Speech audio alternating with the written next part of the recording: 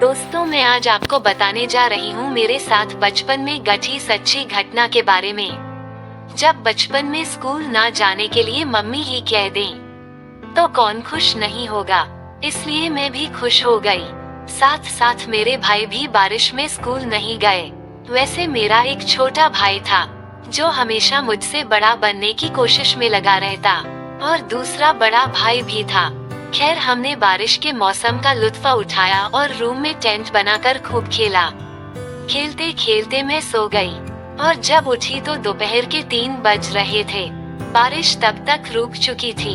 मौका मिलते ही भाई भी घर से बाहर घूमने निकल गया। मम्मी सो चुकी थी।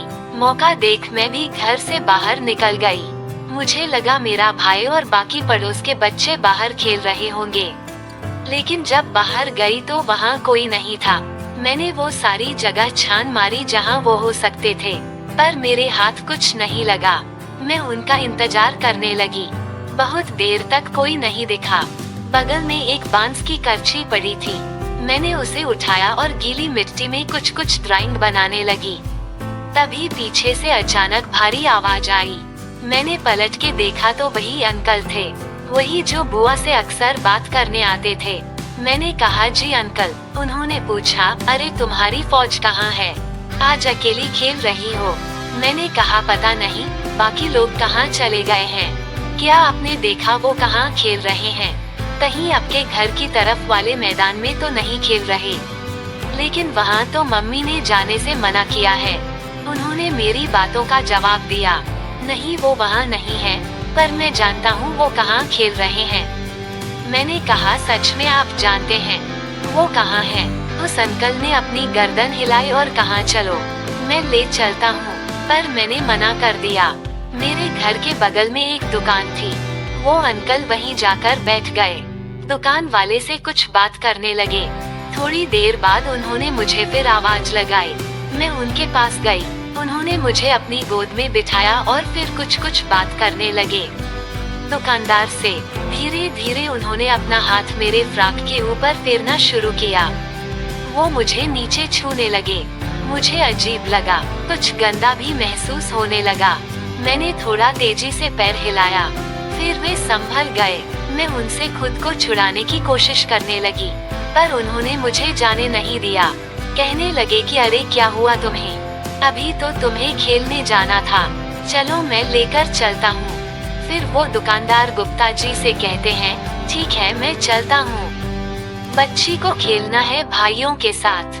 गुप्ता जी ने कुछ नहीं कहा, जैसे वो जानते हो सारी चीजें। मैं उस अंकल के साथ नहीं जाना चाहती थी, पर उन्होंने मुझे जबरदस्ती गोद में उठा लिया और कहीं लेकर जाने लगे। मैंने उनको मना किया, पर उन्होंने मेरी बात नहीं सुनी। पहले मुझे वो एक दुकान ले गए। वहाँ कुछ चॉकलेट खरीदकर मेरे हाथ में पकड़ा दिया और कुछ जबरदस्ती मेरे मुंह में डाल दिया, ताकि मैं कुछ बोल ना सकूं। फिर मुझे वो एक सुनसान रास्ते की तरफ ले जाने लगे। मुझे कुछ ठीक नहीं लग रहा था। मुझे कुछ समझ में आ रहा था, मेरे साथ कुछ बुरा होने वाला है। चलते चलते वो मुझे आम के बगीचे तक ले गए और वहाँ जबरदस्ती मुझे चूमने की कोशिश करने लगे। मैंने अपना मुंह घुमा लिया और जिद करने लगी, मुझे घर जाना है, घर जाना है। जिस रास्ते से वो मुझे लेकर जा रहा थे, वहाँ मैं कई बार अपनी दोस्त के साथ जा चुकी थी। वहाँ के कुछ लोग मुझे पहचानते थे।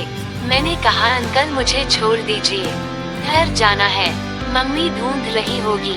वो मुझे और अंदर की तरफ लेकर जाने लगा, मानो जैसे उस दिन उसने तय कर लिया था कि वो अपनी गंदी मंशा को पूरी करके रहेगा। उस उम्र में मुझे नहीं पता था कि हवस क्या चीज होती है, लेकिन उसकी आंखों को देखकर समझ गई थी कि ऐसी हरकत करने वालों की नजरें कैसे होती हैं। पता नहीं उस दिन उसके अंदर कौन सा जानवर था जो बाहर आना चाहता था और मुझे नोच खाना चाहता था। उसकी आंखें आज भी मुझे डराती हैं। वो अपनी प्यास बुझाना चाहता था, मेरा रेप करना चाहता था। वो रेप करने की जगह तलाशने लगा। मेरे मुंह में कपड़ा ठूस दिया, मेरे शरीर को गंदी तरह छूने लगा।